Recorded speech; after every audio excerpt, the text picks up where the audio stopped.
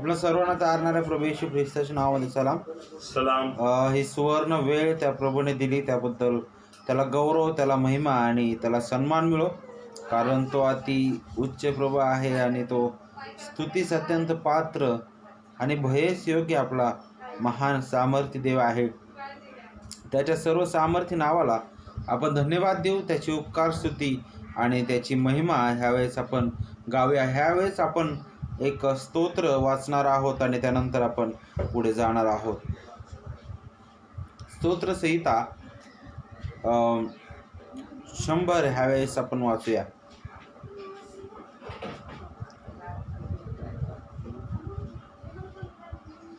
स्तोत्र संहिता 100. जर आपल्या जवळ बायबल असेल तर कृपा करून ते उघडून त्या ठिकाणी तुम्ही वाचू शकता. मी आपल्या सर्वांकरिता वाचत आहे स्तोत्र संहिता 100. उपकार स्तुती करण्याचा आदेश. उपकार मानण्याचे स्तोत्र. अहो पृथ्वीवरील सर्व लोक हो, परमेश्वराचा जय जयकार करा. हर्षाने परमेश्वराची सेवा करा. गीत गात त्याच्या पुढे या.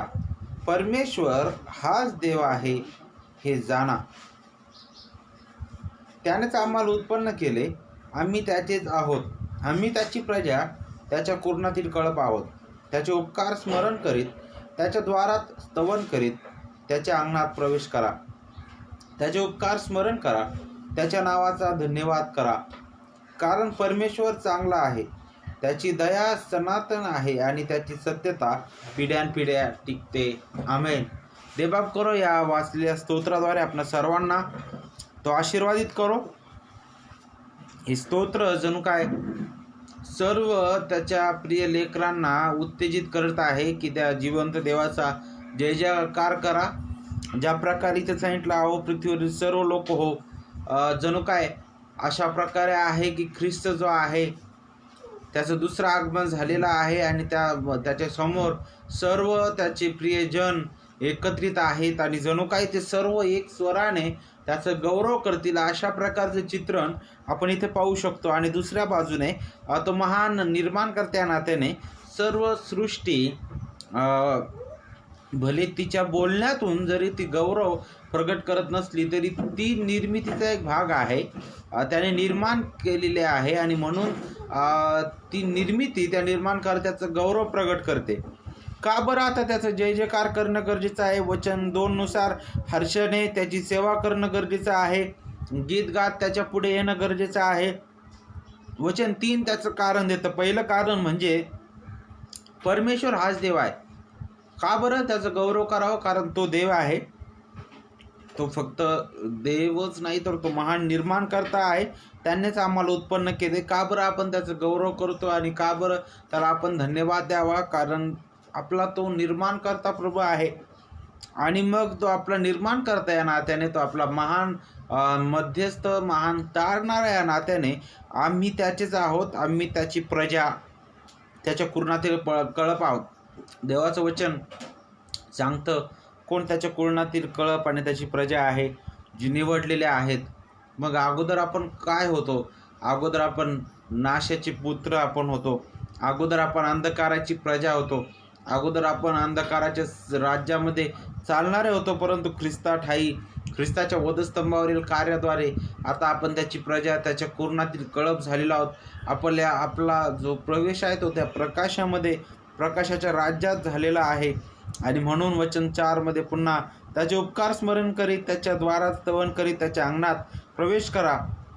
कशा प्रकारे त्या जिवंत देवासमोर यायचं आहे त्याचं गांभीर्यसुद्धा प्रगट करणारं हे वचन आहे. ते म्हणजे काय? त्याने केलेलं जे कार्य आहे ते कधीच विसरू नका. आणि ज्यावेळेस आपण आपल्या बाल अवस्थेपासून तर आत्तापर्यंतच्या अवस्थेपर्यंत, तरुणपण असू द्या, म्हातारपण असू द्या, आत्तापर्यंत ज्या वयापर्यंत आपण आलेलो आहोत, ज्यावेळेस आपण मागे वळून आपल्या भूतकाळाकडे पाहतो आणि आता आपण पाहतो तर यामध्ये आपल्याला पुष्कळ फरक पाहायला भेटेल. आणि यामध्ये पुष्कळ चढ उतार आणि पुष्कळ प्रसंग पाहायला भेटतील. परंतु आपण जगत आहोत, आपण जिवंत आहोत. आणि या सर्व गोष्टींपेक्षा जास्त म्हणजे आपल्याला ख्रिस्ताठायी ते अनमोल जीवन दिलेलं आहे. आणि म्हणून त्या पित्याचं गौरव नित्य आपण करणं गरजेचं आहे. त्याचे उपकार स्मरण करणं गरजेचं आहे. नित्य आपल्याला धन्यवादित हृदयाने मग आपण दुःखात असो की सुखात असो, सर्व स्थितीमध्ये त्याचं गौरव करणं गरजेचं आहे. का बरं? कारण तो चांगला आहे. वचन 5 नुसार परमेश्वर चांगला आहे. काय जरी आपल्यावर दुःख आलं तरी तो चांगलाच आहे. आपण आज जिवंत आहोत तरी तो चांगलाच आहे.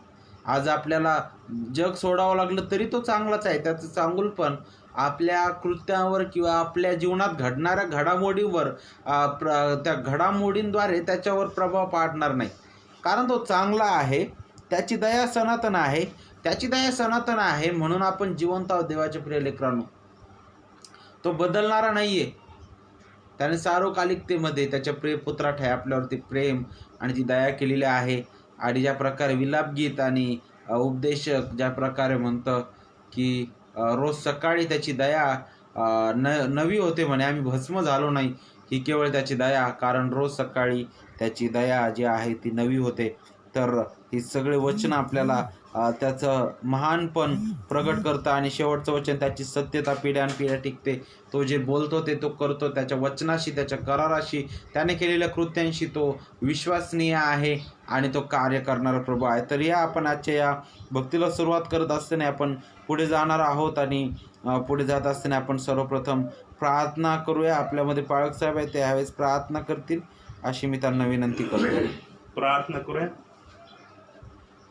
जिवंत स्वर्गीय पवित्र प्रभूजी, आजच्या सुंदरशा वेळेबद्दल आम्ही तुझे विशेष आभार मानतो. तुझ्या पवित्र नावाला धन्यवाद देतो. गेलेला आठवडाभर तू आमची काळजी घेतलीस, सर्व गरजांचा पुरवठा झाला, विशेषतः आजारांपासून दूर ठेवलं, सुरक्षा दिली. आणि प्रभुदेवा, आमच्या सोबतीला तू राहिला इमानुएल प्रभूजी, म्हणून आम्ही तुझी स्तुती करतो. आम्ही विशेष आभार मानतो प्रभू येशू ख्रिस्ताबद्दल की देवबापा त्याच्याद्वारेच आम्हाला तुझ्यापर्यंत येण्याची तू संधी दिली. प्रभुदेवा, आजची होणारी भक्ती, आजची होणारी प्रार्थना, स्तुती, आराधना, वचन तू आशीर्वादच कर. देवबापा, जे जे लोक यामध्ये सहभागी आहेत त्यांना तुझा आशीर्वाद लाभू दे. प्रत्येकाची काळजी आणि चिंता तू व्हा देवबापा. जगभरात जी काही परिस्थिती आहे कोरोना व्हायरसमुळे देवबापा, या सर्व परिस्थितीमध्ये असणाऱ्या सर्व तुझ्या प्रिय लेकरांना तू तुझं सहाय्य लाभू दे. देवपा कृपा लाभू दे. सर्वांना सुरक्षित कर अशी विनंती करतो. प्रभुदेवा, आम्ही तुझ्या पवित्र हाती पडतो. आतापर्यंत सहाय्य करतो झालास, आम्ही तुला गौरव देतो. होणारा वचन आशीर्वादच कर, गीत गायन आशीर्वादच कर. ही सर्व वेळ तुझ्या हाती देतो. सर्व विश्वास होणाऱ्यावर तुझं विपुल द्यायचा कृपेचा आशीर्वाद असू दे. ही सर्व प्रार्थना प्रभू येशू ख्रिस्ताच्या गोड नावात मागतो म्हणून ऐक बापा, आमेन.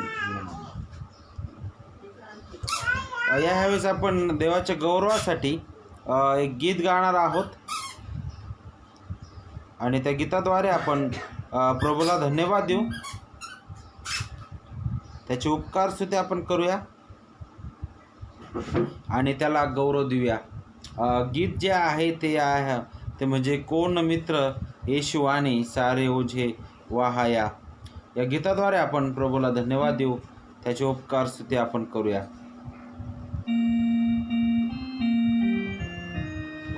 आवाज कर. कोण मित्र येशू आणि सारे ओझे वाहाया.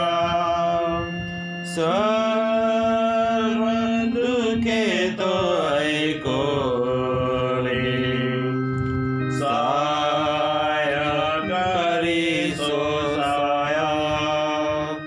त्याकडे कधी न जाता आम्ही अवमानितो. शादी करी हरवणे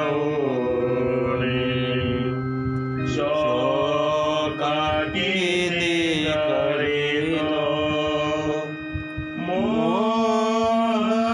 मोहजले की चिंता काय दिसे त्रासाया. दैन सुटू देता जा प्रभूला सांगाया. सर्व दुबळ्यास पाय चित्त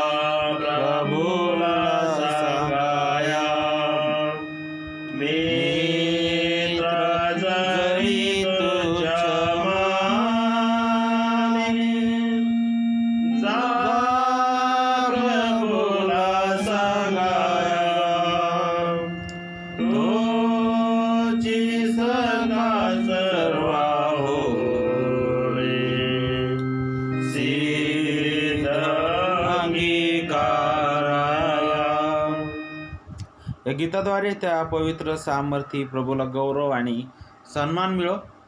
खरंच तो चांगला आहे आणि त्याची दया सनातन आहे. ज्यावेळेस आपण हे गीत गातो त्यावेळेस नक्कीच त्याच्या त्या महान गौरवी कार्याचं स्मरण आपल्याला होतं आणि किती सुंदर हे गीत आहे जे आपल्याला त्या महान ख्रिस्ताची महानता आणि त्याचं उदारपण आणि त्याचं अद्भुत वधस्तंभावरील कार्य त्याचं नित्य स्मरण करून देतं. आणि म्हणून नक्कीच याद्वारे त्या स्वर्गीय प्रभूला गौरव, त्याला महिमा आणि त्याला आदर प्राप्त हो. तोच उंचविला जाओ आणि तोच गौरविला जाओ. ह्यावेळेस आपण विशेष करून आजच्या या सुंदर सकाळी आजच्या भक्तीला सुरुवात करत असताना आपल्याला माहीत आहे की आपण मागील 2 आठवड्यापासून योहान कृष्णवर्तमान याच्या 17व्या अध्यायामध्ये आहोत आणि 17 या अध्यायामध्ये असताना आपण त्याचे जे पहिले 8 वचनं आहेत ते आपण मागील 2 भागामध्ये अभ्यासलेले आहेत. त्यामधील पहिल्या भागामध्ये आपण विशेष करून 1 ते 5 वचनावर विचार केलेला आहे. त्यामध्ये आपण पाहिलं की प्रार्थनेचं गौरव काय आहे. त्यानंतर आपण दुसरा जो भाग आहे त्यामध्ये वचन 6 पासून पुढे शिष्यांसाठी ख्रिस्त जो आहे तो शिष्यांसाठी प्रार्थना करत आहे त्या विषयाला आपण सुरुवात केलेली आहे आणि त्याच विषयामध्ये आपण आज पुढे जाणार आहोत. आणि विशेष करून त्या ठिकाणी त्याच्या अंतर्गत आपण मागील आठवड्यामध्ये काही मुद्दे आपण पाहिले होते आणि विशेष करून 6 ते 8 या वचनावर आपण मागील आठवड्यामध्ये विचार केलेला आहे. आज आपण ज्या वचनावर विचार करत आहोत ते वचनं आहेत वचन 9 ते 12 आणि सगळ्यात अगोदर आपण ती वचन वाचूया आणि मग आपण पुढे जाऊया. आपल्यामधून कोणीतरी वाचेल ते वचन.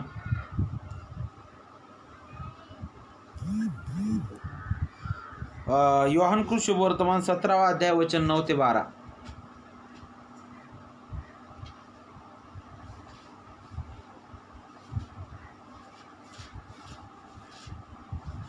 त्यांच्यासाठी मी विनंती करतो, मी जगासाठी विनंती करत नाही, तर जे तू मला दिले आहेत त्यांच्यासाठी, कारण ते तुझे आहेत. जे माझे ते सर्व तुझे आहेत आणि जे तुझे ते माझे आहे आणि त्यांच्या ठाई माझे गौरव झाले आहे. यापुढे मी जगात नाही पण ते जगात आहेत आणि मी तुझ्याकडे येत आहे. हे पवित्र पित्या, तू मला दिलेल्या तुझ्या नावात त्यांना राख, यासाठी की जसे आपण एक आहोत तसे त्यांनी एक व्हावे. जोपर्यंत मी जगात त्यांच्याबरोबर होतो तोपर्यंत तू मला दिलेल्या तुझ्या नावात मी त्यांना राखले.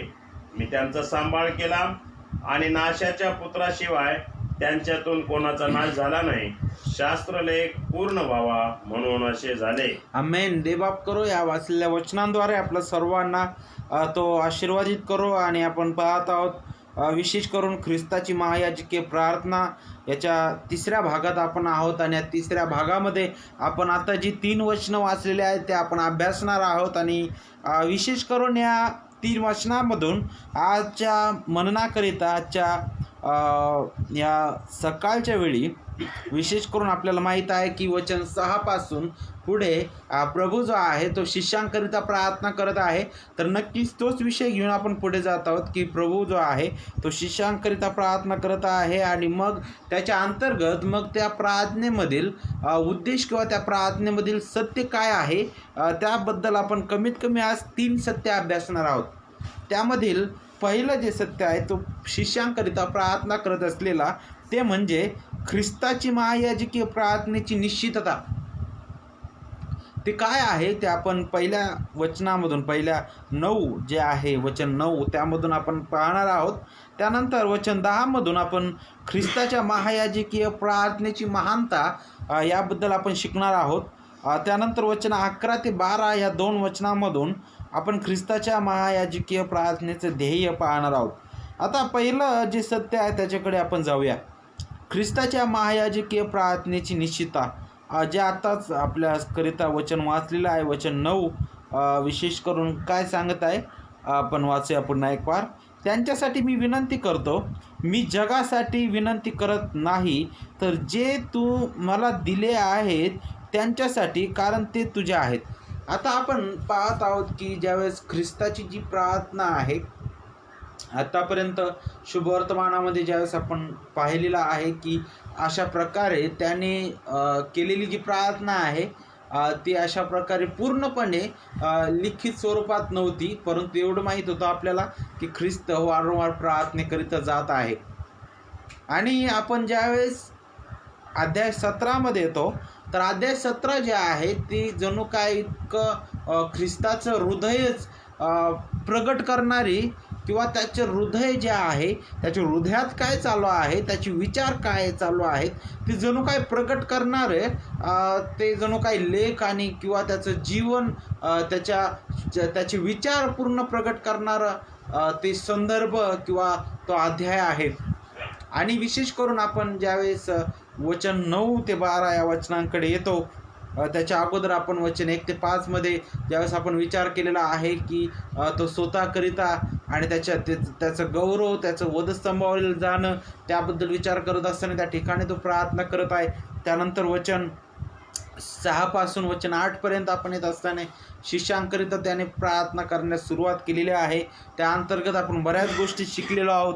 आता वचन 9 ते 12 मध्ये आलेलं असताना पहा, आता तो शिष्यांकरिताच प्रार्थना करत आहे, परंतु या प्रार्थनेमध्ये आपल्याला काही महत्त्वाच्या बाबी पाहायला भेटतील.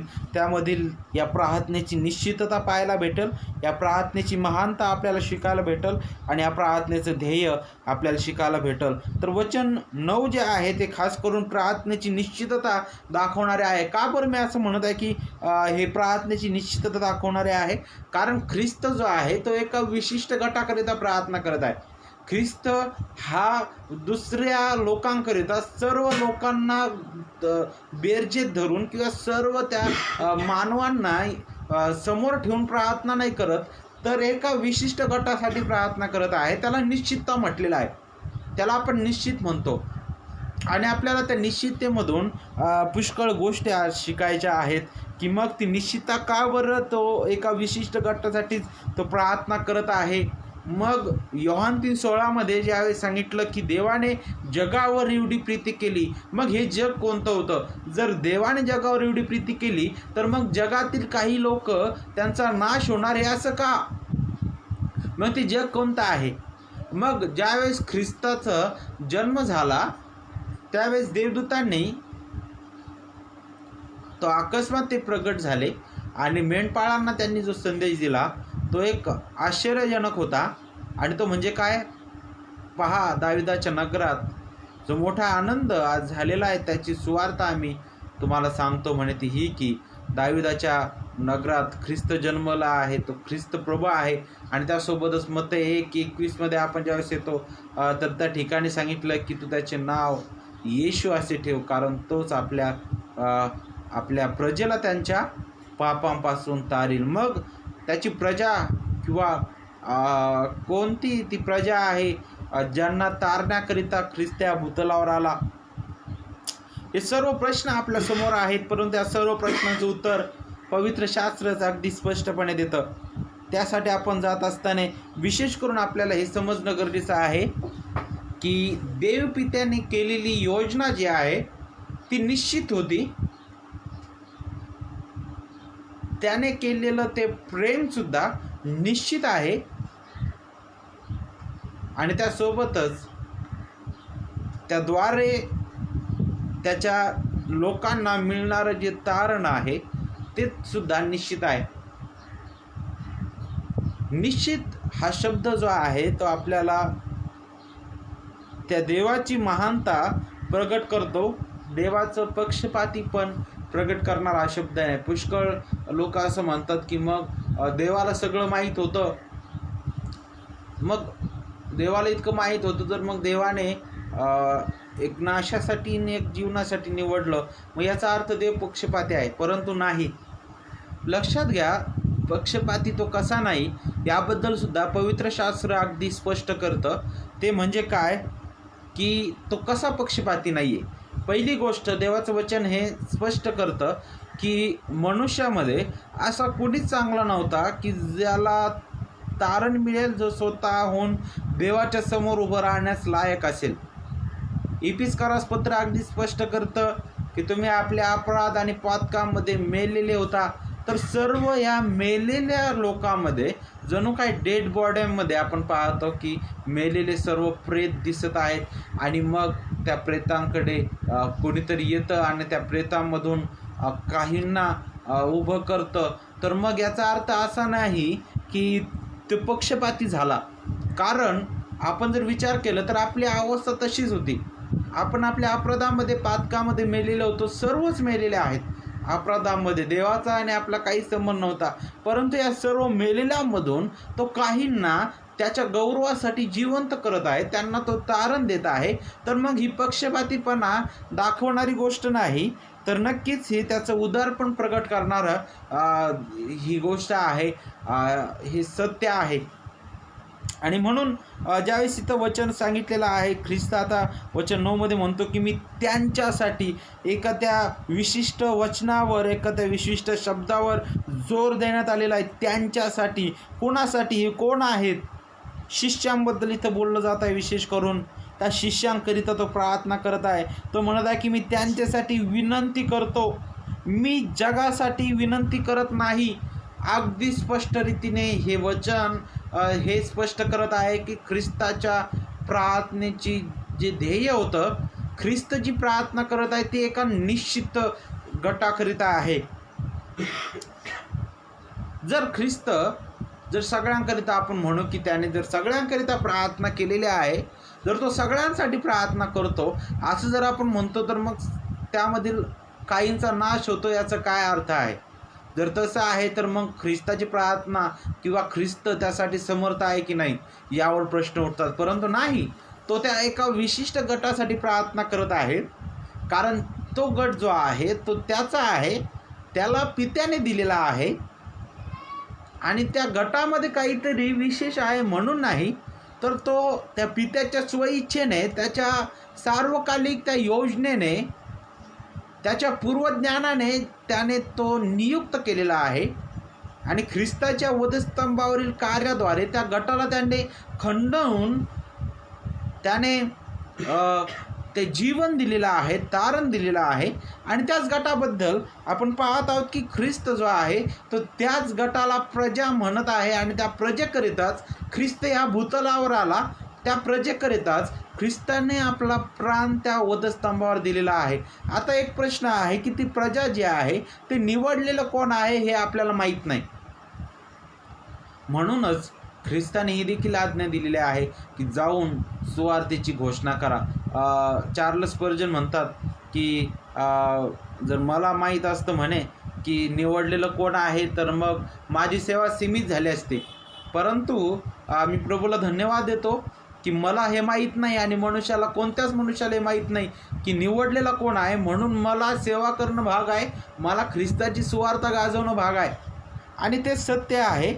आणि नक्की सुवार्ता सगळ्यांना सांगण्यात येते, परंतु त्यातील जे निवडलेले आहेत ते निश्चित जो गट आहे तोच त्या सुवार्तेला प्रतिसाद देणार. आणि मग त्याचबद्दल आपण इथं निश्चिततेबद्दल विशेष करून इथं ख्रिस्ताच्या या प्रार्थनेमधून शिकत आहोत. विशेष करून त्यांच्यासाठी मी विनंती करतो. ख्रिस्ताची महायाजकीय प्रार्थना ही निश्चित होती आणि ख्रिस्ताच्या आपल्याला पाहायला भेटतं की ह्यातून ख्रिस्ताच्या प्रायश्चित्ताची निश्चितता आपल्याला पाहायला भेटते की ख्रिस्ताचं वधस्तंभावर जाणं हे सगळ्या जगासाठी नव्हतं. तो पूर्ण जगासाठी वधस्तंभावर मृत्यू पावला नाही, लक्षात घ्या. पूर्ण मनुष्यासाठी. जर मी असं म्हणेल की या भूतलावरील आत्तापर्यंत झालेल्या संपूर्ण जे काही निर्मिती आहे, सर्व मानवजात आहे, त्यांच्याकरिता जर ख्रिस्त वधस्तंभावर गेला, अशा प्रकारे जर मी म्हणेल, तर मी ख्रिस्ताच्या वधस्तंभाचं कार्य असमर्थ किंवा त्याचं कार्याचं जे सामर्थ्य जे आहे ते सामर्थ्यहीन केल्यासारखं होईल. जर ख्रिस्त संपूर्ण जगासाठी, जर आपण म्हणतो की तो वधस्तंभावर गेलेला आहे, तर मग संपूर्ण जगच तारलं जायला पाहिजे, संपूर्ण जगालाच जीवन भेटायला पाहिजे. परंतु तसं काही नाही. देवाचं वचन अगदी स्पष्ट करतं की एका विशिष्ट गटासाठीच ख्रिस्त या भूतलावर आला, त्या विशिष्ट गटासाठीच ख्रिस्ताने या भूतलावरील तो जीवन जगला, त्या विशिष्ट गटासाठीच ख्रिस्ताने दुःख सहन केलं, त्या विशिष्ट गटासाठीच ख्रिस्त त्या वधस्तंभावर बलिदान झाला, तो विशिष्ट गटासाठी तो मेला आणि तिसऱ्या दिवशी पुनरुत्थित झाला आणि त्या विशिष्ट गटासाठी तो आज स्वर्गामध्ये महान याजक म्हणून आज देखील विनंती करत आहे आणि त्या विशिष्ट गटासोबत महान रीतीने राज्य करण्यासाठी तो पुन्हा महान वैभवाने येणार आहे. ही निश्चितता प्रत्येक विश्वासणाऱ्याला अगदी स्पष्टपणे समजणं गरजेचं आहे आणि त्याबद्दल पुष्कळ वचनं आहेत जे आपल्याला त्याबद्दलची निश्चितता दाखवते आणि विशेष करून ख्रिस्ताचं प्रायश्चित्त, त्याची निश्चितता, तारणाची निश्चितता, देवाच्या कृपेच्या निवडीची निश्चितता आपल्याला दाखवणारे हे शब्द आहेत. वचन 9चा पहिला भाग पहा, पुन्हा एक वार वाचत आहे त्यांच्यासाठी मी विनंती करतो आणि वचन 9 जो आहे त्याचा जो शेवटचा भाग आहे पहा, तर जे तू मला दिले आहेत त्यांच्यासाठी. 2 शब्द आहेत, दोनदा या वचनामध्ये तो पुनरावृत्ती करत आहे वारंवार आणि तुम्हाला विशेष करून वचन 6 पासून पुढे तुम्हाला अशा प्रकारचे शब्दप्रयोग वारंवार पाहायला भेटतील. मी त्यांच्यासाठी विनंती करत आहे, जे तू मला दिलेले आहे, जे तुझे आहेत. हे शब्द वारंवार ख्रिस्त का उच्चारत आहे? कारण ही निश्चितता प्रत्येकाला समजावी, त्याचं गांभीर्य प्रत्येकाने ओळखून घ्यावं. ख्रिस्ताचं वधस्तंभावरील कार्य एखाद्या पर्टिक्युलर, एखाद्या विशिष्ट, त्या निश्चित गटाकरिता आहे हे प्रत्येकाने समजून घेणं गरजेचं आहे आणि त्याबद्दलच आपण या वचनामधून शिकतो. मग ते कशा प्रकारे एका विशिष्ट गटासाठी, हा विशिष्ट गट कोणता आहे त्यांच्यासाठी. मग हे कोण आहेत? ज्याच्याबद्दल इफिसी 1:4 मध्ये सांगितलेलं आहे, जे जगाच्या स्थापनेपूर्वी ख्रिस्ता ठाई निवडलेले. मग त्या गटाविषयी अधिक आपल्याला, त्या निश्चित गटाविषयी सुद्धा आपल्याला जर समजून घ्यायचं आहे आणि ख्रिस्ताचं जे अर्पण आहे ते एका विशिष्ट गटासाठी आहे ते अगदी समजून घ्यायचं आहे, तर पुन्हा मी अगोदर जे वचन सांगितलेलं आहे ते पुन्हा तुमच्यासमोर सांगत आहे. ते म्हणजे मत्तई 1:21 पहा, तिला पुत्र होईल आणि त्याचे नाव तू येशू असे ठेव, कारण तोच आपल्या प्रजेला. काय? कोणाच्या प्रजेला? दुसऱ्या प्रजेला नाही म्हटलं, आपल्या प्रजेला. ऑलरेडी जगाच्या स्थापनेपूर्वीच ख्रिस्ताची ती प्रजा म्हणून ख्रिस्ताच्या हृदयामध्ये, पित्याच्या हृदयामध्ये घर करून होती.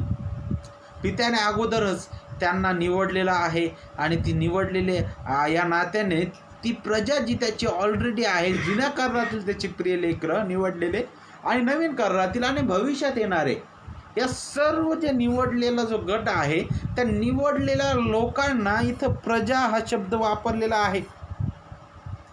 त्यानंतर अजून आपण पुढे येतो तर आपल्याला आणखी पुढे काय शिकायला भेटतं बघा. वचन योहान 3:16 मध्ये मग तिथं सांगितलं की देवाने जगावर एवढी प्रीती केली. मग जर मी अशा प्रकारे म्हणेन की देवाने जगावर, म्हणजे जग म्हटल्यानंतर आपल्यासमोर लगेच पूर्ण काय येतं? जगाचा पुष्कळ अर्थ काढतात आहे ना. वेगवेगळ्या अर्थाने आपण पाहिलं तर आंघोळीसाठी, पाणी घेण्यासाठी वापरण्यात येणारा तो जो जग आहे त्याला पण जग म्हणतात, किंवा काही भागामधील किंवा एखादा विशिष्ट गटाला उद्देशनासाठी सुद्धा जग हा शब्द वापरलेला आहे. तर या भूतलावरील सर्व मानवजात किंवा सर्वची निर्मिती आहे तिला उद्देशण्याकरिता सुद्धा जग हा शब्द वापरलेला आहे. परंतु लक्षात घ्या, योहान 3:16 मध्ये ज्यावेळेस देव जगावर प्रीती करतो तर मग हा जग जो आहे तो कोण आहे? कोणतं जग आहे? कोणत्या जगाविषयी बोललेलं आहे?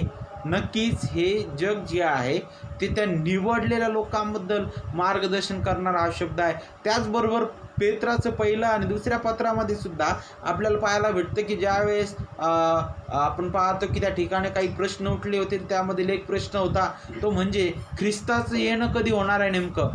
लोक अशा प्रकारे विचार करायला लागले की अरे आम्ही लहान होतो तेव्हा आम्ही ऐकलं की ख्रिस्त लवकर येणार आहे, आता आम्ही तरुण झालो तरीसुद्धा आम्ही ऐकलो ते की ख्रिस्ताचं येणं लवकर होत आहे, आणि आता आम्ही म्हातारे झालो तरी आम्ही तेच ऐकतो की ख्रिस्ताचं येणं लवकर होत आहे. मग ख्रिस्ताचं येणं होणार तरी कधी लवकर? त्यावेळेस पेत्र त्यांना उत्तर देतो की देवबाप त्याच्या वचनाविषयी विलंब लावणार नाही म्हणे. तर तो तुमचं धीराने सहन करतोय, कारण त्याची इच्छा अशी नाही की त्या कुणाचाही नाश होऊ नये, अशी त्याची इच्छा नाही. मग ते कोण आहेत किंवा त्या सर्वांना जीवन मिळावं असं तिथं शब्द आहे. तर ते सर्व हा जो शब्द आहे, आणि विशेष करून इथं जग हा जो शब्द वापरलेला आहे, आणि मग मत 1:21 आपली प्रजा हा शब्द वापरलेला आहे. आणि मग हे सर्व वचनं आपण ज्या वेळेस इफिस 1:4 नुसार पाहतो, तर आपल्याला हे पाहायला भेटतं की हे सर्व निवडलेल्या लोकांबद्दल बोललं जात आहे. आणि आपल्याला पाहायला भेटतं की एका निश्चित गटाबद्दल, एका निश्चित ग्रुपबद्दल, एका निश्चित लोकांबद्दल बोललेलं आहे. तर नक्कीच वचन 1:21 तोच आपल्या प्रजेला त्यांच्या पापापासून सोडील. वचन 3:16 देवाने जगावर एवढी प्रीती केली. मग ही सर्व वचने आणि अशी खूप वचने आहेत, ही ख्रिस्ताच्या प्रायश्चित्ताची निश्चितता अगदी स्पष्ट करणारे आहेत. देवाने कोणत्या जगावर प्रीती केली, ख्रिस्त कोणत्या प्रजेला त्यांच्या पापांपासून सोडवायला आला, त्याची कोणती प्रजा, या सर्व प्रश्नांची उत्तरे आत्ताच आपण ऐकल्याप्रमाणे इफिस 1 आणि वचन 4 अगदी स्पष्ट रीतीने देत आहे. आपण वाचूया इफिस 1 आणि वचन 4.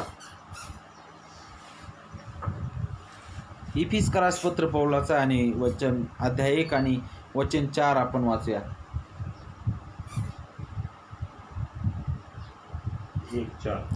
येस.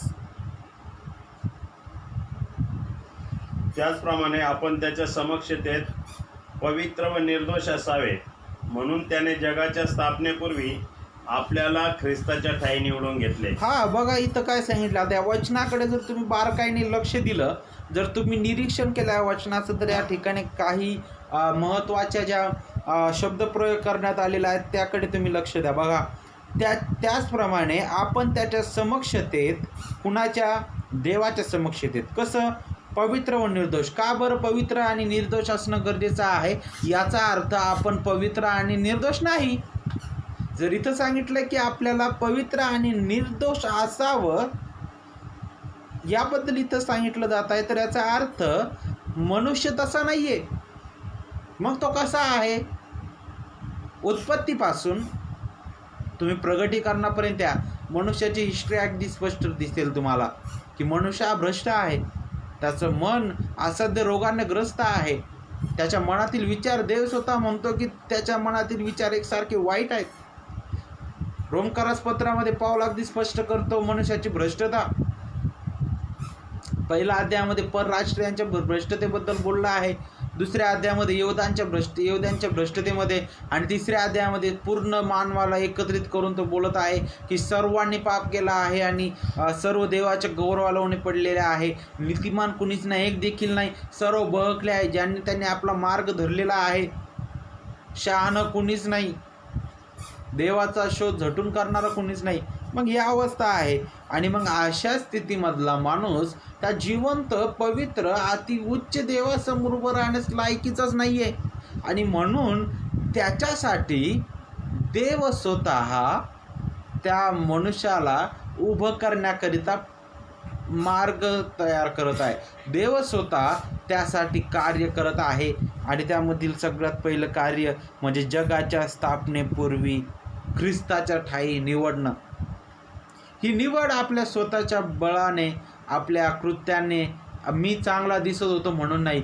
पुष्कळ वेळेस आपला हा पण ग्रह होऊ शकतो की अरे हा कदाचित देवाला तो जर सर्वज्ञानी आहे, त्याला सगळं माहीत आहे, तर त्याने भविष्याकडे पाहिलं आणि त्याने पाहिलं असताना अरे वा, संदेश मंडळी आता पुढं जाऊन चांगला शिकवणार आहे आणि मग चांगलं तो वचन वाचेल, तो चांगला शिकणार आहे, हा मग म्हणून मी त्याला निवडतो. नाही, त्याची निवड अशा प्रकारे नाही आहे. त्याची निवड त्याच्या स्वइच्छेने आहे. ते आपल्या कृत्यांद्वारे किंवा आपले भविष्यातील कृत्य पाहून त्याने निवडलेलं नाही, तर त्याने त्याच्या स्वइच्छेने, त्याच्या पूर्वज्ञानाने आणि त्याच्या दयेने त्याने ती निवड केलेली आहे, त्याच्या सामर्थ्याने. तर मग नक्कीच मग हा गट कोणता आहे? तर जे निवडलेले आहे. मग यांची निवडसुद्धा ख्रिस्ता ठाईच करण्यात आलेली आहे. आपल्या निवडीचा सुद्धा मध्यस्थ ख्रिस्त आहे, लक्षात घ्या. तोच मध्यस्थ आहे. आपल्या आत्मिक जीवनाचा मध्यस्थ तो आहे, आपल्या तारणाचा नायक तो आहे, आपल्या सार्वकालिक जीवनाचा स्रोत तो आहे. त्याच्या विना आपण काहीच नाही. आणि मग ख्रिस्त ज्यावेळेस शिष्यांकरिता प्रार्थना करत आहे तर त्याची ती निश्चितता आपल्याला यातून पाहायला भेटत आहे. त्यानंतर वचन दुसरा जो भाग आहे, विशेष करून वचन 9 आणि त्याचा दुसरा भाग, मी जगासाठी विनंती करत नाही. बघा, मी जगासाठी विनंती करत नाही हा शब्द अगदी स्पष्ट करत आहे. ख्रिस्त अगदी आता डायरेक्ट तो पूर्ण स्पष्टच करत आहे की मी कोणासाठी प्रार्थना करतोय, माझं जीवन कुणासाठी आहे, मी का बरं या भूतलावर आलं. तो म्हणतो नाही, मी या पूर्ण जगासाठी नाही, तर मी त्या पित्याने जे मला दिलेले आहेत त्यांच्याकरिता आलेलो आहे. कारण बघा वचन 9 त्याचा पहिला भाग, त्यांच्यासाठी. कुणासाठी? त्याचा शेवटचा भाग, तर जे तू मला दिले आहेत त्यांच्यासाठी. ते तुझे आहेत, ते तुझे आहेत. हा शब्द काय दाखवत आहे? जणू काय विश्वासणारे जे आहेत ते देवाच्या हृदयात त्याने कोरून ठेवलेले आहेत. देवाच्या हृदयात ते सुरुवातीपासूनच होते, सुरुवातीपासूनच ते आहेत. कशा प्रकारे? कारण ती निवड त्याच्यापासूनच आहे, सार्वकालिक ती निवड आहे. त्याने त्याच्या सार्वभौम इच्छेने ती केलेली आहे आणि म्हणून त्याबद्दल इथं बोललं जात आहे. आणि मग मी जगासाठी विनंती करत नाही, तर मग या ठिकाणी आता मात्र जग हा जो शब्द आहे तो सर्व अविश्वासणाऱ्यांबद्दल आणि विशेष करून जे नाशाकरिता निवडलेले आहेत त्याबद्दल मार्गदर्शन करणारा शब्द आहे. मग निवडीबद्दल विचार करत असताना लक्षात घ्या, जीवनाकरिता सुद्धा निवड आहे, तर त्याच प्रकारे नाशाकरिता सुद्धा निवड आहे. तुम्ही योहान शुभवर्तमान, मला असं वाटतं याचा 5वा अध्याय की मला अध्याय तो आठवत नाही, परंतु त्या ठिकाणी सांगितलं की त्याने त्यांना काही जे पुनरुत्थित होणार आहेत ते काही जीवनासाठी तर काही नाशाकरिता. आणि मग यातून पण आपल्याला समजतं त्यानंतरच 5:24 अध्याय 24 वचन आणि 29. त्याचप्रमाणे दानिएलाच्या पुस्तकामध्ये सुद्धा आपल्याला त्याबद्दल शिकायला भेटल. आणि विशेष करून हे सर्व वचन आपल्याला हेच शिकवतात की नक्की ज्या प्रकारे तारणाकरिता त्याने निवडलेले आहेत, तर नाशाकरिता सुद्धा त्यानेच निवडलेले आहेत. मग का बरं? कारण नरकसुद्धा त्यानेच निर्माण केलेला आहे. मग त्याने नरक असंच केलेलं नाही आहे, तर नक्कीच ते पण त्याच्याकडूनच आहे. आणि लक्षात घ्या, नरकसुद्धा त्याचं गौरव प्रगट करतं. का बरं? कारण तो सार्वभौम देव आहे, तो अति उच्च देव आहे आणि तो अखिल विश्वाचा निर्माण करता या नात्याने सर्व निर्मिती त्याचा गौरव प्रगट करतं. इवन सैतान जरी त्याच्या विरुद्ध चालीरीती काही करतो तरीसुद्धा लक्षात घ्या, त्याचे ते कृत्यसुद्धा ज्यावेळेस त्याच्या विरुद्ध तो काही करण्याचा प्रयत्न करतो ते उलट त्याचा गौरव प्रगट करणारा आहे देवाचं. हे सुद्धा आपल्याला समजणं गरजेचं आहे. सैतानसुद्धा त्याच्या हातची कठपुतलीप्रमाणे आहे. कठपुतली म्हणजे आपल्या बोटांवर ज्या प्रकारे त्या बाहुल्या ज्या आहेत त्या बोटांवर नाचतात, त्या प्रकारे तो देवाच्या शब्दाच्या बाहेर नाही. सैतानसुद्धा जरी तो त्याच्या विरुद्ध बंड करतो तरीसुद्धा त्याला लक्षात घ्या की तो सुद्धा त्याच्या इच्छेच्या विरुद्ध, देवाच्या इच्छेच्या बाहेर काहीच करू शकत नाही. हे आपल्याला समजणं गरजेचं आहे. तर वचन 9 आपल्याला पहिलं सत्य अगदी स्पष्ट करतं की ख्रिस्ताची महायाजकीय प्रार्थना जी आहे ते एका निश्चित गटाकरिता होती. त्याची निश्चितता आपण पहिल्या सत्यामधून पाहिलेली आहे. आता दुसऱ्या सत्याकडे जात असताना ख्रिस्ताच्या त्या प्रार्थनेची महानता आपण पाहणार आहोत. ख्रिस्ताच्या महायाजकीय प्रार्थनेची महानता, त्यासाठी वचन 10 मी तुमच्याकरिता वाचत आहे.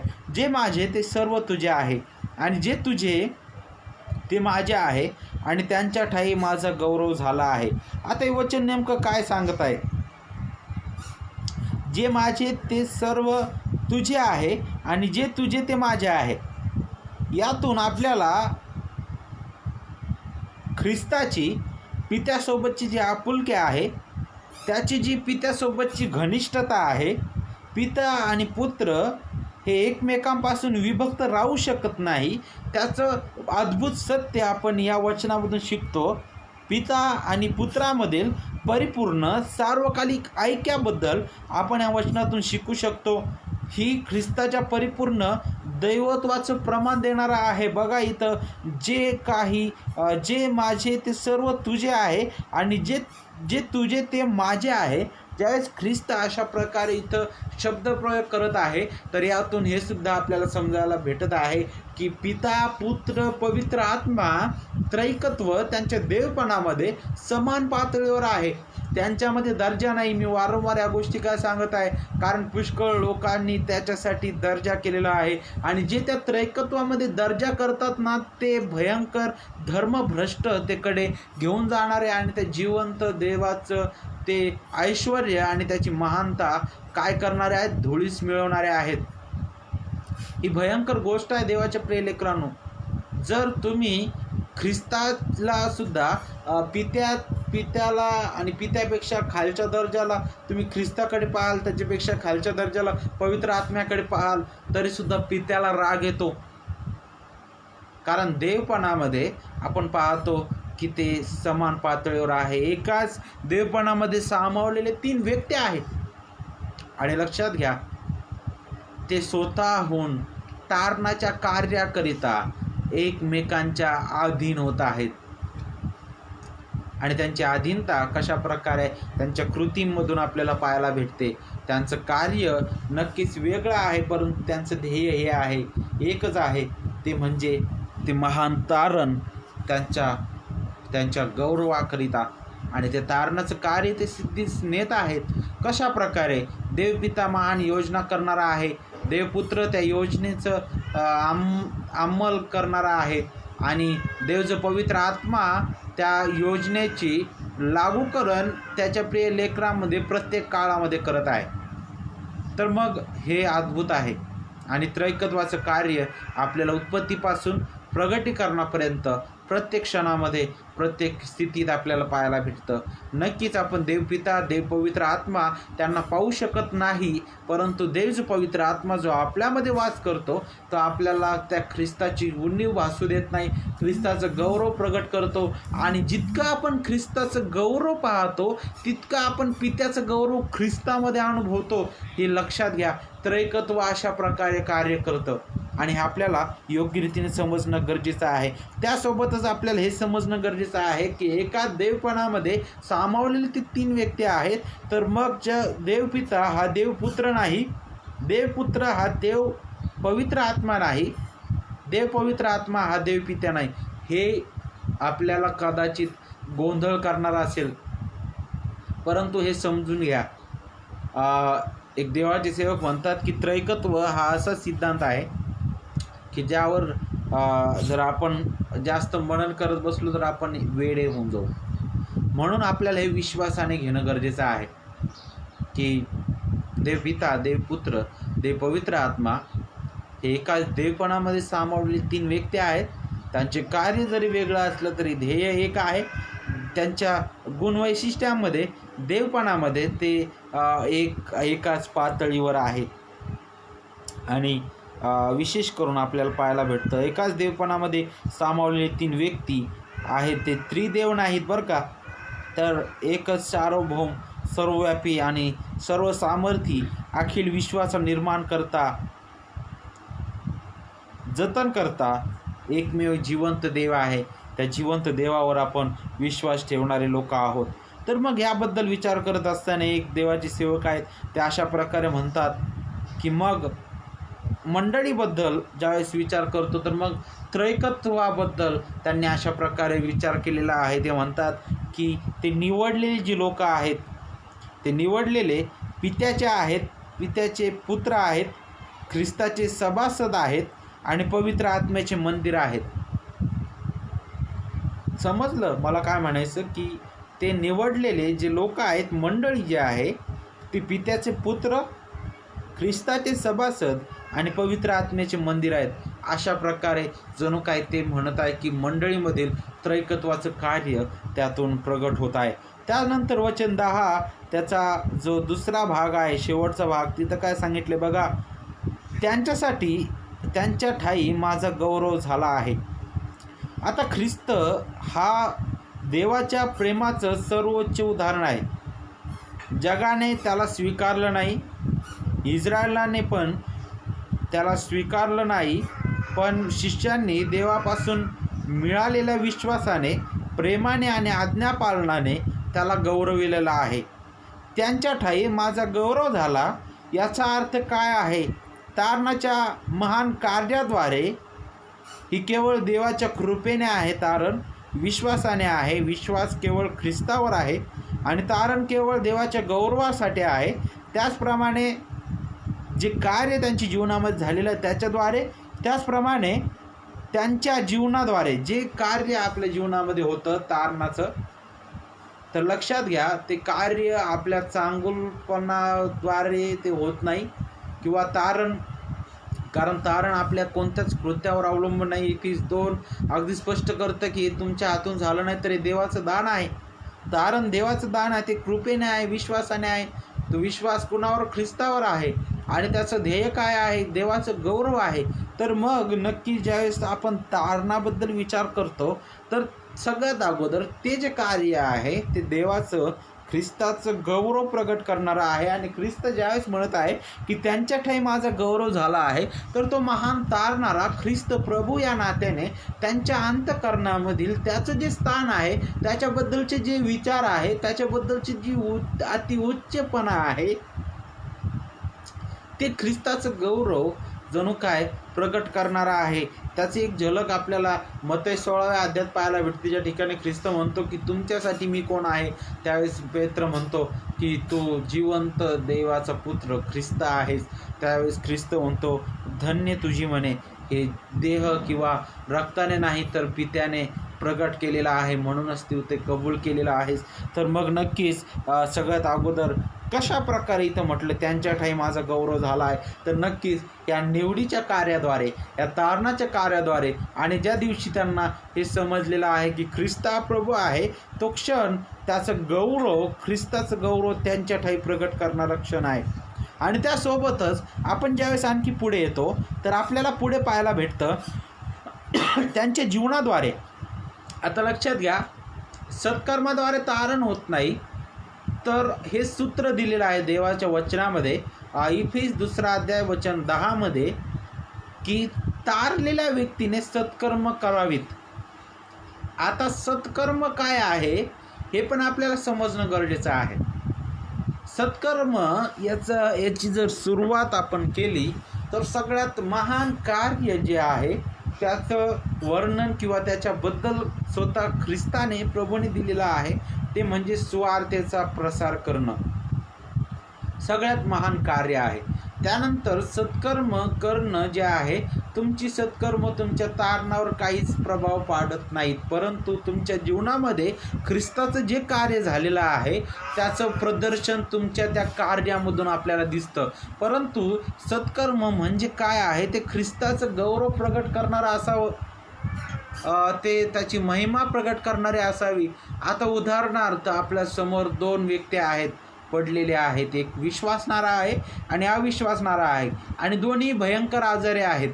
आणि आता तुम्ही विचार कराल किंवा तुम्ही काय अगोदर कुणाकडे जाणार किंवा कोणाची मदत करणार त्या ठिकाणी? तुमच्यासमोर 2 तिथं व्यक्ती आहेत, एक विश्वासणारा आहे आणि एक अविश्वासणारा आहे, आणि दोन्ही भयंकर रीतीने आजारी आहेत. दोघांनाही तितकीच गरज आहे, परंतु तुम्ही अगोदर कुणाची गरज भागवणार? जर तुम्ही पवित्र शास्त्रीय दृष्टीने विचार केला, जर तुम्ही पवित्र शास्त्राचा बारकाईने अभ्यास केला, तर तुम्हाला हे समजेल की तुम्हाला अगोदर विश्वासणाऱ्यांचीच गरज पूर्ण करावी लागेल आणि त्यानंतर नक्कीच अविश्वासणाऱ्यांची. परंतु ते कशाबद्दल? त्याच्या जीवनामध्ये ख्रिस्ताचं प्रेम दिसावं, ना की आपली महानता, ना की आपलं गौरव, तर ख्रिस्ताचं गौरव आणि ख्रिस्ताचं प्रेम दिसावं. त्याबद्दल आपण इथं विचार करू शकतो. त्यानंतर आपण पाहतो वचन 10 मध्ये की त्यांच्या ठायी माझा गौरव झालेला आहे, तर नक्कीच त्यांच्या जीवनाद्वारे, संभाषणाने, सहनशीलतेने ते जे दुःख सहन करणार होते त्याचे प्रेषित, आणि काळजीपूर्वक त्याच्या सुवार्तेला कवटाळून धरून त्या सुवार्तेला शोभेल असे त्यांचं वर्तन भविष्यामध्ये आपल्याला पाहायला होणार होतं. त्याने दिलेल्या नियमांचे पालन त्यांनी भविष्यामध्ये केलेलं आहे. ख्रिस्ताच्या स्वर्गरोहणानंतर आणि त्या सत्य सुवार्तेची घोषणा त्यांनी नित्य केली आणि ख्रिस्ताकरिता ते रक्तसाक्षी झाले. तर या दृष्टीने त्यांच्या ठायी ख्रिस्ताचं गौरव प्रगट झालेला आहे आणि महान कार्य आहे. प्रत्येक विश्वासणाऱ्यांसाठी महत्त्वाची बाब आहे की ख्रिस्ताचं गौरव काय माझ्या जीवनामध्ये, माझ्या बोलण्याद्वारे, माझ्या कृत्यांद्वारे, माझ्या दैनंदिन वावरण्याद्वारे. मी सकाळी उठतो आणि संध्याकाळी झोपी जातो, परंतु या मधल्या काळामधील माझा वेळ कोणत्या गोष्टीमध्ये जात आहे, माझे विचार कुठे आहेत. मी पुष्कळ विचार करतो, परंतु त्यामधील किती विचार ख्रिस्ताचा गौरव करणारे आहे. नक्कीच ज्यावेळेस आपण विज्ञानाचा विचार करतो, वैज्ञानिक दृष्टीने आणि इतरही दृष्टीने आणि विशेष करून पवित्र शास्त्रीय दृष्टीने आपण पाहतो, सगळ्यात महत्त्वाची गोष्ट तर आपल्याला पाहायला भेटतं की मनुष्य जो आहे तो एका दिवसामध्ये हजारो विचार करतो, परंतु त्या हजारो विचारांमधील 1 ते 2% जो विचार आहे तो चांगला असतो त्याचा, परंतु बाकीचे जे विचार आहेत ते पुष्कळ रीतीने वाईटाकडेच आणि पुष्कळ रीतीने दुष्टतेचेच असतात. हा त्या भ्रष्टतेचा परिणाम आहे. आणि म्हणून अशा परिस्थितीमध्ये आपले विचार जागेवर ठेवण्याकरिता आपल्याला देवाच्या वचनाकडे आपलं लक्ष, आपलं चित्त लावणं गरजेचं आहे.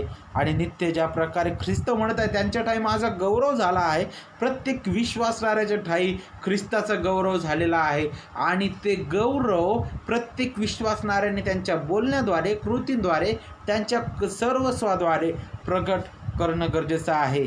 त्यानंतर आता तिसरं जे सत्य आहे त्यामध्ये आपण पाहणार आहोत की मग त्याच्या महायाजकीय प्रार्थनेचे ध्येय काय आहे. आता हे जे वचन 10 आहे, वचन 10 अगदी स्पष्ट रीतीने ख्रिस्ताच्या प्रार्थनेची महानता आपल्याला पाहायला भेटत आहे की तो महान प्रभू, सर्वसामर्थी देव, अखिल विश्वाचं निर्माण करता प्रभू असताना सुद्धा तो विनवणी करत आहे.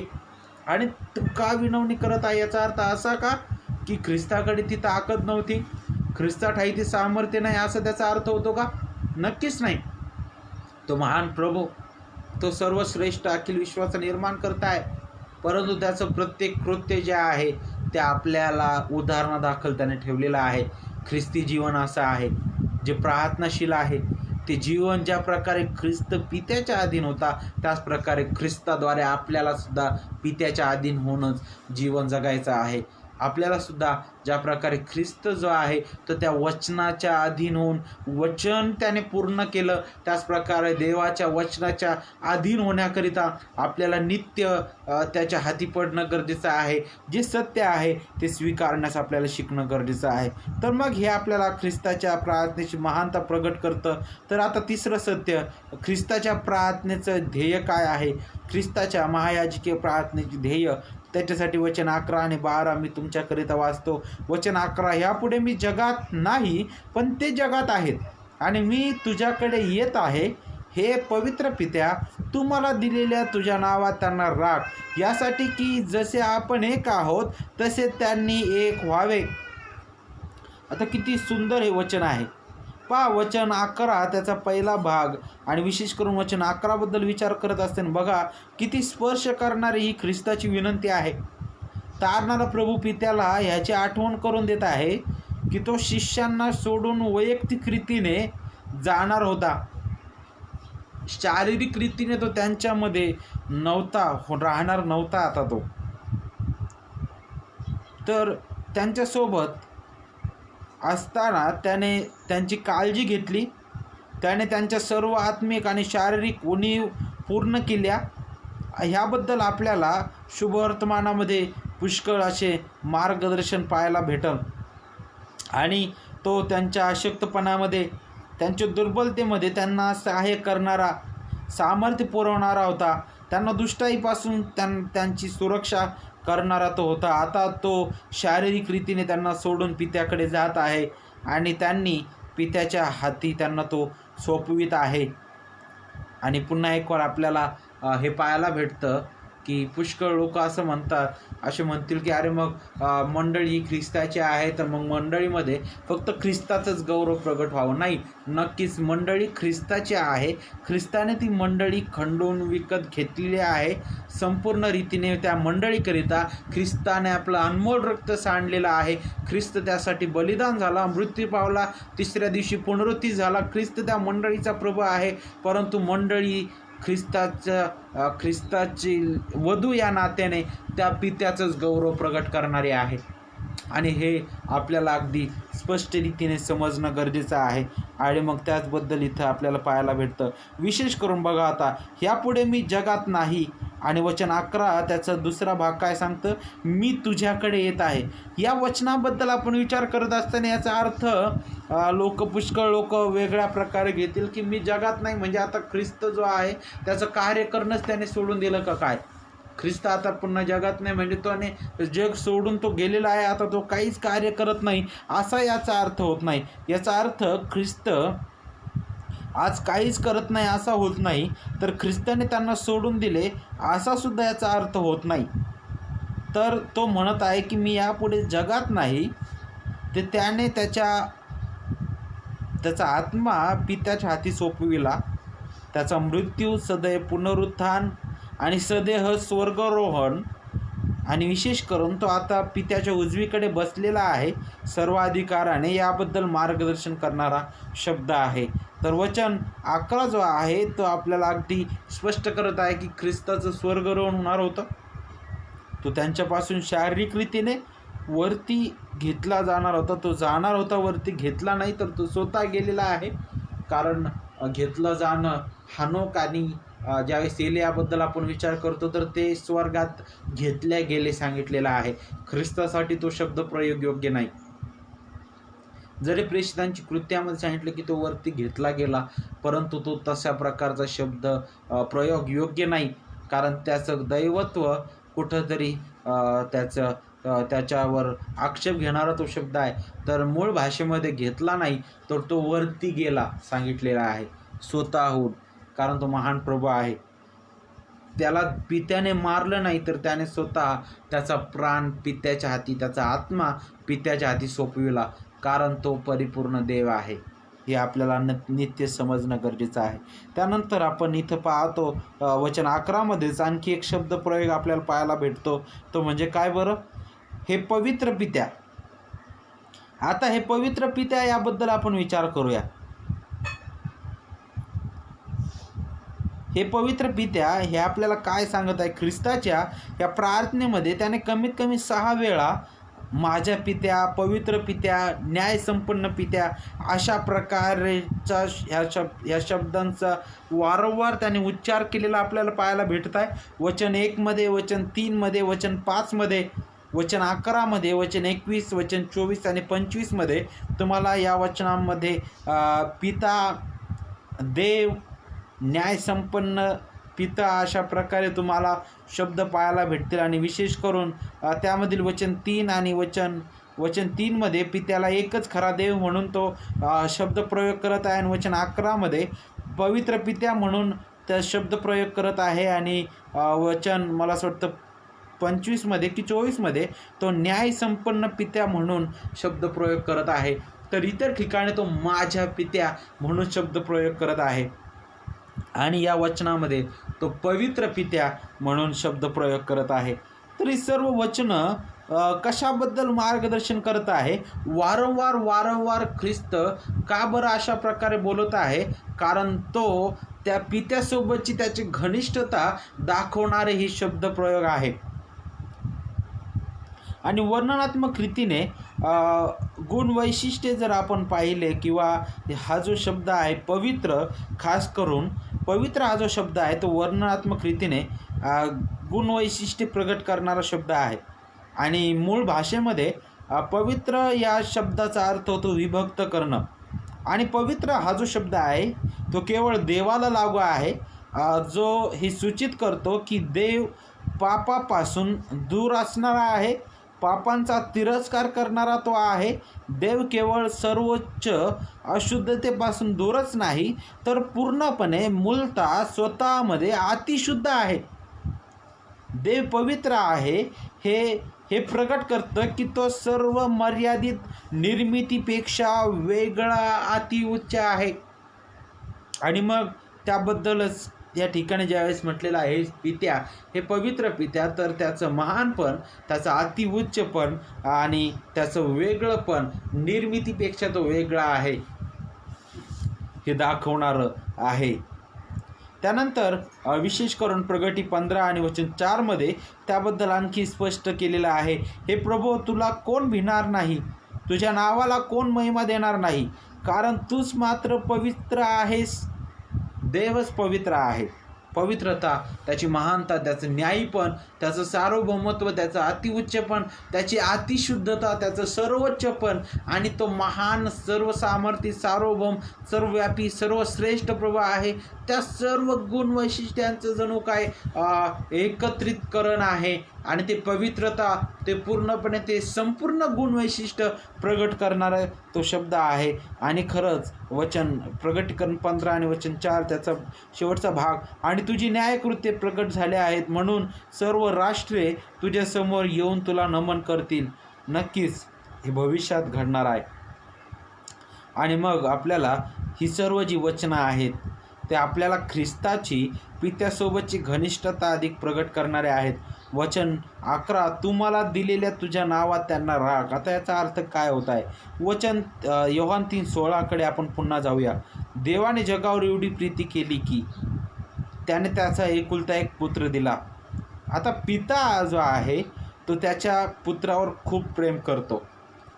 त्याच्या त्या प्रेमाची गणती आपण कधीच करू शकत नाही. ते प्रेम अमर्याद आहे. आणि त्याने त्याच्या पुत्राकरिता काही लोक दिलेले आहेत, जेणेकरून त्यांनी त्याची प्रतिमा, त्याचं गौरव प्रगट करावं आणि सार्वकालिकतेमध्ये त्याची स्तुती प्रगट करावी. आणि खरंच हे अद्भुत सत्य हे आहे की आपण पित्याचे पुत्रासाठी दिलेले प्रेमाचे बक्षीस आहोत. कोण? मंडळी ही पित्याने पुत्रासाठी दिलेली प्रेमाचे बक्षीस आहे. अगदी सुंदर आणि फार मौल्यवान हे शब्द आहेत आणि खूप सुंदर ही वचनं आहेत. पित्याने पुत्राकरिता दिलेलं ते बक्षीस आहे. आणि पुत्र आणि मंडळीचं वर्णन करत असताना वर आणि वधू अशा प्रकारे केलेला आहे, शरीर अशा प्रकारे केलेला आहे, इमारत तर ख्रिस्त कोनशिला आहे, शरीर तर ख्रिस्त मस्तक आहे, वधू तर ख्रिस्त वर आहे. काय आहे हे तिन्ही शब्द? इमारतीबद्दल विचार करत असताना कोनशिल्याशिवाय इमारतच नाही, मस्तकाशिवाय शरीरच नाही. आणि आपण पाहतो की पुढे आपण आणखी पाहतो वराशिवाय वधू नाही.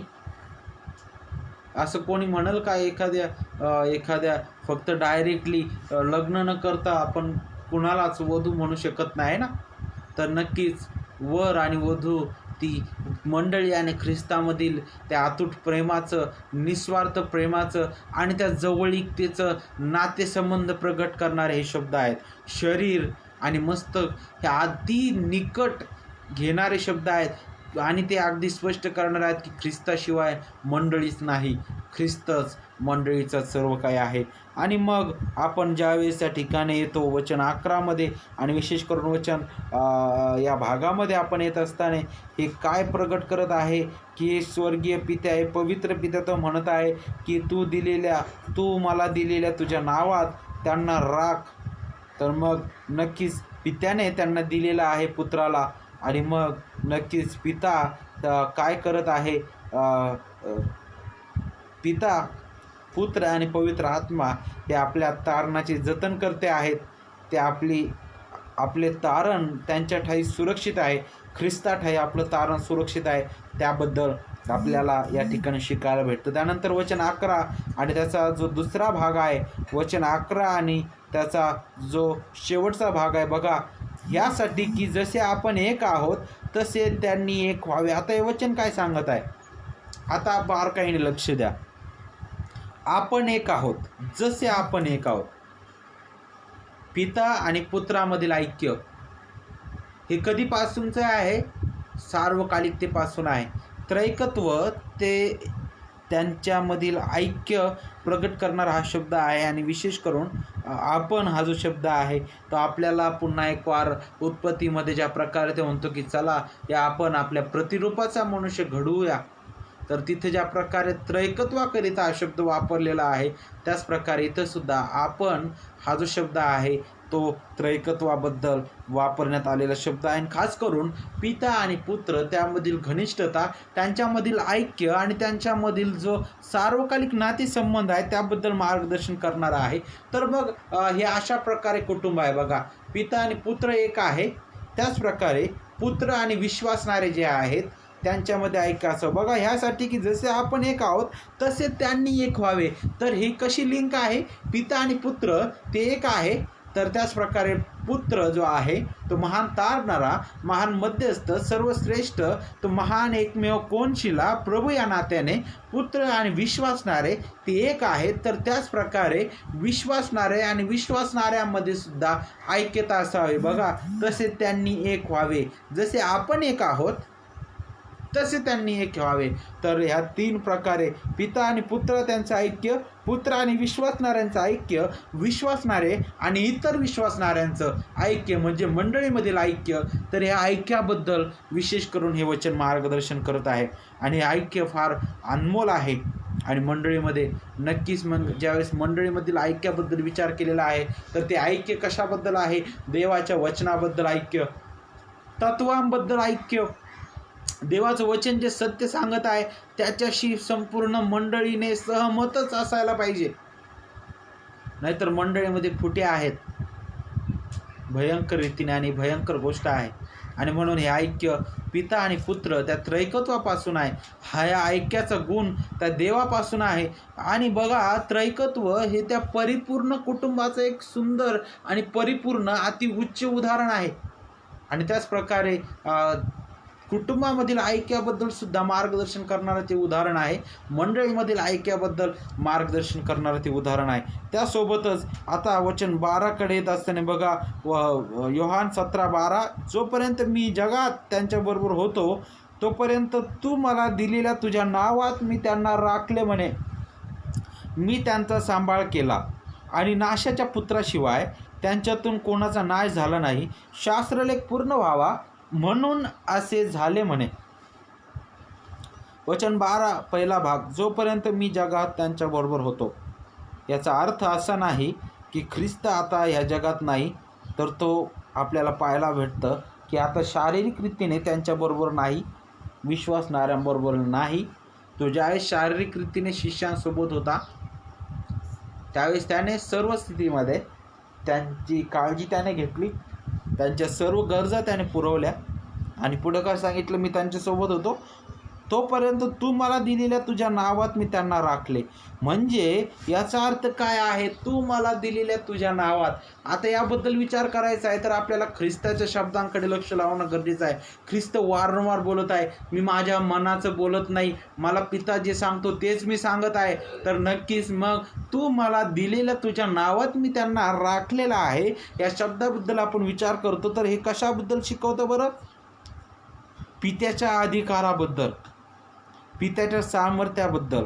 आणि पित्याच्या द्वारे जे शिक्षण ख्रिस्ताने पित्याचं होतं आणि ख्रिस्ताचं होतं ते त्याने पित्याचं म्हणून ज्या प्रकारे त्याने प्रगट केलेलं आहे त्या शिक्षणाद्वारे, त्या शिक्षणामध्ये तो म्हणत आहे की मी त्यांना आत्तापर्यंत राखलेलं आहे. आणि आता पुढं तो काय म्हणत आहे? मी त्यांचा सांभाळ केला, जे त्याचे प्रेषित म्हणून त्याला देण्यात आले होते त्यांचा त्याने सांभाळ केलेला आहे. आणि त्यामध्ये वचन शेवटचा भाग अगदी स्पष्ट करतंय, नाशाचा पुत्र. आता नाशाचा पुत्र हा भयानक शब्द आहे. हा शब्द पवित्र शास्त्रामध्ये मूळ भाषेमध्ये सैतानाकरिता वापरण्यात आलेला शब्द आहे. हा जो शब्द आहे तो दुष्टाबद्दल, देवाच्या विरुद्ध बंड करणाऱ्या व्यक्तीबद्दल वापरण्यात आलेला शब्द आहे. म्हणूनच ख्रिस्त म्हणतो की तू जन्मला नसतास तर ते बरं झालं असतं. का बरं? कारण त्याची गणना, त्याची भयानकता ख्रिस्तसुद्धा त्याच्या त्या बोलण्यातून आपल्याला पाहायला भेटत आहे. आणि विशेष करून इथं नाशाचा पुत्र ज्यावेळेस म्हटलं जात आहे तर शैतानाचा पुत्र, जो प्रभूला स्वामीला धरून देणारा, ज्याची निवड अगोदरच नाशाकरिता केलेली होती आणि त्याचं कृत्य जे आहे ते नाशास पात्र होतं, तो कोण होता? यहूदा इस्करियोत. आणि येथे मग आपल्याला धर्मभ्रष्टतेबद्दल सुद्धा शिकायला भेटल. आणि नक्कीच मग यातून आपल्याला हे पण शिकायला भेटतं की निवड फक्त तारणाकरिताच नाही तर नाशाबद्दल सुद्धा आहे. देवाने अगोदरच यहूदा इस्करियोतला त्या कार्याकरिता नेमलेलं होतं आणि ते कार्य त्याने पूर्ण केलं. परंतु नक्कीच त्याला इथं नाशाचा पुत्र म्हटलेला आहे. आणि खरंच देवाला गौरव द्या की प्रभूने आपल्याला नाशाचा पुत्र म्हणून निवडलं नाही, तर त्याच्या प्रिय पुत्राचे लेकरं, त्याच्या प्रिय पुत्राची वधू म्हणून त्याने आपल्याला निवडलेले आहे. जीवनाचे पुत्र, प्रकाशाचे पुत्र असं आपल्याला त्याने केलेलं आहे. आणि म्हणून देवाला आपल्याला नित्य धन्यवाद देणं गरजेचं आहे.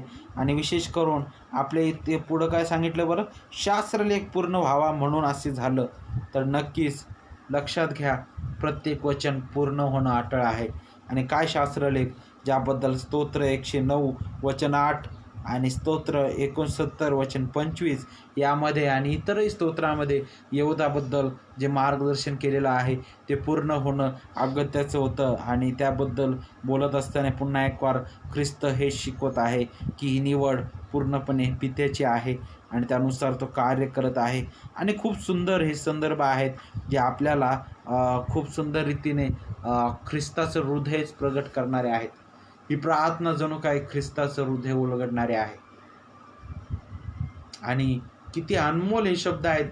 तुम्ही तुमचं आयुष्य जरी या प्रार्थनेवर घालवलं तरी ते अपुरं पडेल.